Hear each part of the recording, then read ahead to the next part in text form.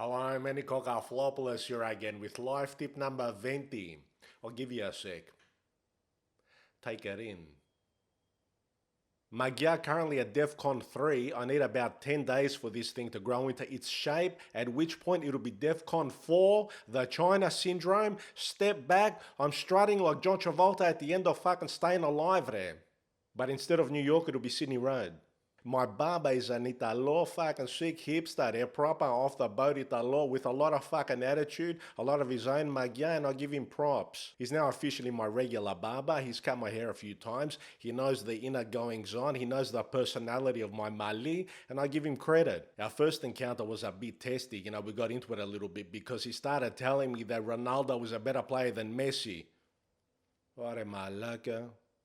It was one of those moments where I had to fucking take stock, take a breath, step back, and say, Manny, pick your fucking battles there. You're in the chair, he's cutting your hair, he's got the scissors. You don't want to be a fucking Holyfield to his Tyson. Or if you want to go high art, you don't want him to fucking Van Gogh ya. That am I like. And so that was a mini life tip for me. Manny, pick your battles there. But my life tip goes back a little bit further. It goes back about 18 years. Yes, we're still in the era of the fucking wedding videography days. I met this Kopelya, this Greek girl, nice, Beautiful face, body, kala, all that. But she had a wicked sense of humour. She was an eastern suburbs Greek. They're from fucking Doncaster, Baldwin, somewhere around there. And she was slumming it with a Greek from the inner city. We're a different breed. We don't call our sons Miles. Anyway, the first time we met, there was a little bit of a spark there. I met her the second time. I said, let me walk you to your car. She said, all right. So what do we do now? Let's go sit in your car. All right.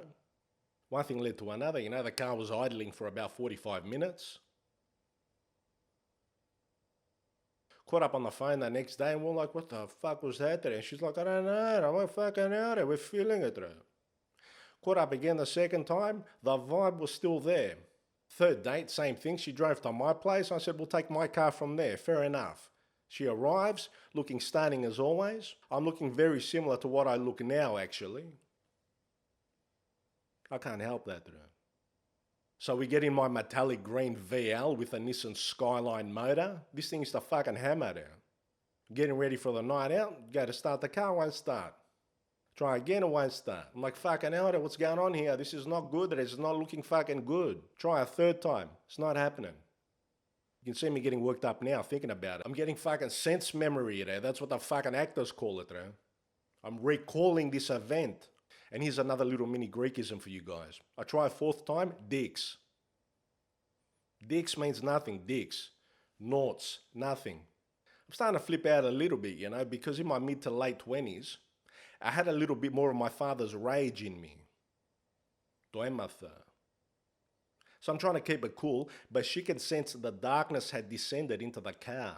I pop the bonnet, I go and have a look, acting like I know what I'm fucking looking at. She's sitting there holding her bag, quiet, because the demon is now in the car. The darkness, the rage is everywhere, but I'm trying to contain it. And she goes, maybe we should take my car. I went, I'll fix this. I'm the man. I'll work it out. I try a fifth time. Dicks again. And then my dad comes out through me. She flinches a little. I'm barely keeping it together. So then, resili number one for the evening. I have to call the RACV. And in my luck, I'm a walk boy. I'm driving a VL, metallic green, and I'm calling the RACV because my car won't start. Now, you non-Greeks are asking, what's a resili? Embarrassment, shame, disgrace. You're a fucking resili. Family say, masekanes resili. You've made us a disgrace. You've shamed the family. Thus arrives Barry. That's what seems to be the problem, mate. So the car won't start. He goes, you want to pop the bonnet for me? I pop the bonnet. He goes to have a look. I get out and I go stand next to him like I know what I'm fucking looking at. He tries a few things. He goes, try start it up. Try turn it over. Nothing. At this point, I've gone silent. That kind of energy, I'm in Dante's Inferno.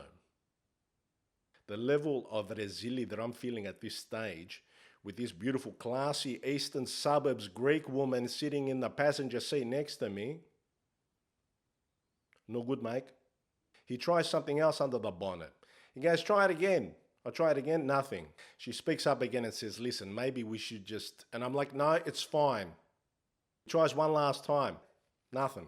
He leaves the bonnet. He starts walking over to me. I glance over at her. She glances back at me. He arrives at the window. I turn to him to go to speak. He looks in the car. He goes, you got it in drive, mate.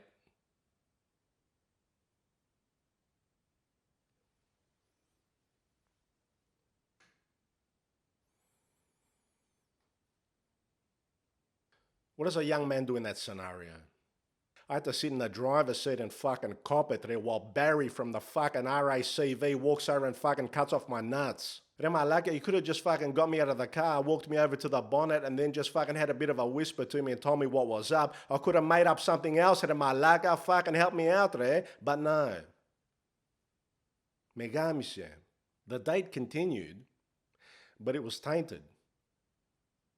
Needless to say, the relationship was short-lived. And the worst part is, that's not the end of the fucking resili. That's not even the worst of the resili. I saw that young woman a couple of years later, and she told me that that story has become legendary among her friends. You're welcome. Now, what the fuck did I tell you that story about resili? About shame, about embarrassment, about being emasculated right in front of the woman you're about to go on a date with, a third date when things are heating up. I tell you this because this is my life tip for today.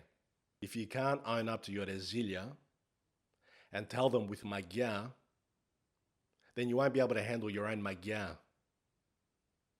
You can't have one without the other.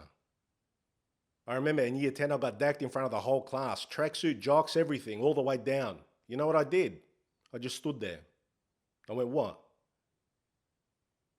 You know what that did? It killed the laugh dead, tsak, like that.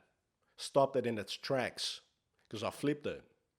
Your resilia are a chance to show fucking another level of magyar. That, my luggage, it's been happening right in front of your fucking eyes. Last few months I've been rocking a fucking mullet today. You think that's by choice? And not to mention that time when I was 6 years old and I shit my pants. From the outside there, I couldn't get my tracksuit down fast enough. I had to take care, all the best. I'll be back soon with some more Greekisms today.